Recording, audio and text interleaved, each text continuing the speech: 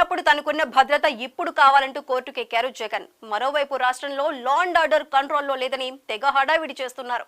మాట్లాడితే Lokesh red book జపం చేస్తున్నారు. మరి ఆయన పొలిటికల్ లెక్కలేంటో గానీ నిజంగా ఏపీలో ఉంటే తనకు ఏమవుతుందో అని భయపడుతున్నట్టు మాటిమాటికి బెంగళూరు వెళ్లిపోతున్నారు. దాంతో ఆయన వ్యవహార శైలి ఆ పార్టీ వారికి అందుబట్టడం లేదట. ఓటమి తరువాత తాజాగా 5వసారి బెంగళూరు ప్యాలెస్ కు వెళ్లిపోవడంతో పరామర్శల కోసమే ఆయన రాష్ట్రానికి వస్తున్నట్టు ఉందని వైసీపీ నేతలు గొణుక్కుంటున్నారు.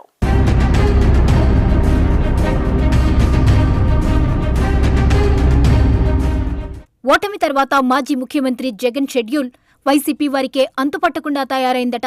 ఓడిపోయాక ఏపీలో పనేముంది అన్నట్లు ఆయన బెంగళూరు యలహంక ప్యాలెస్లో గడపడానికి ఇష్టపడుతున్నారు. ఆయన బెంగళూరు నుంచి తాడేపల్లి వచ్చినా చాలా చిత్రమైన షెడ్యూల్ పాటిస్తున్నారు. శాంతి భద్రతలు క్షీణించిపోతున్నాయని నానా హైరానా పడుతున్న జగన్ ఒకసారి పోలింగ్ సమయంలో మాచర్లలో విధ్వంసం సృష్టించి అరెస్టైన మాజీ ఎమ్మెల్యే పిన్నెల్లి రామకృష్ణారెడ్డిని నెల్లూరు జైలుకెళ్లి పరామర్శించి వచ్చి బెంగళూరులో మోజుపడి కట్టించుకున్న యలహంక ప్యాలెస్కు వెళ్లిపోయారు.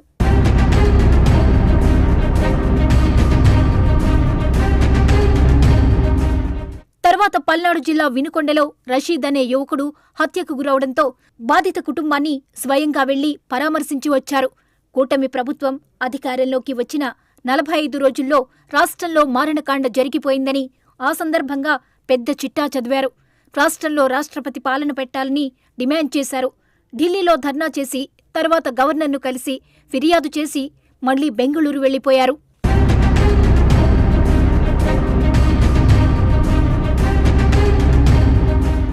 యాభై రోజుల్లో 4వసారి బెంగళూరు వెళ్లి వచ్చిన ఆయన మళ్లీ ప్రభుత్వాన్ని టార్గెట్ చేయడమే పనిగా పెట్టుకున్నారు. ఈసారి విజయవాడ ఆసుపత్రిలో చికిత్స పొందుతున్న జగ్గయ్యపేటకు చెందిన 3 వైసీపీ నాయకులను జగన్ పరామర్శించారు. జగ్గయ్యపేట నియోజకవర్గం నవాబుపేట వాసుల మీద దాడి జరిగిందని, వారికి తీవ్ర గాయాలయ్యాయని ఆరోపిస్తూ వారి పరామర్శకు వెళ్లారాయన. ఈసారి ఆయన ఏకంగా ముఖ్యమంత్రి చంద్రబాబు నాయుడుకే వార్నింగ్ ఇచ్చారు. పాలన మీద దృష్టి పెట్టకుండా చంద్రబాబు దాడులు చేయిస్తున్నారని, పరిస్థితులు ఇలాగే కొనసాగితే తమ ప్రభుత్వం వచ్చాక ప్రతి దాడులు చేసే తమ కార్యకర్తలను ఆపలేమని హెచ్చరిస్తున్నారు.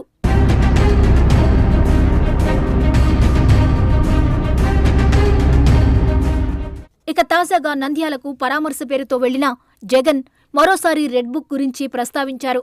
రాష్ట్రంలో రెడ్ బుక్ పాలన నడుస్తోందని ఆందోళన వ్యక్తం చేశారు. ఏపీలో జరుగుతున్న హత్యల్లో చంద్రబాబును, లోకేష్ను నిందితులుగా చేర్చాలని డిమాండ్ చేశారు. అంతే, ఓర్వకల్లు ఎయిర్పోర్ట్ నుంచి అటే బెంగళూరు ప్యాలెస్కు వెళ్లిపోయారు. 4-5 రోజులు ఆయన అక్కడే ఉంటారని పార్టీ వర్గాలు చెబుతున్నాయి. మొత్తం మీద 2 నెలలు గడవకుండానే 5వసారి బెంగళూరు వెళ్లిపోయారాయన.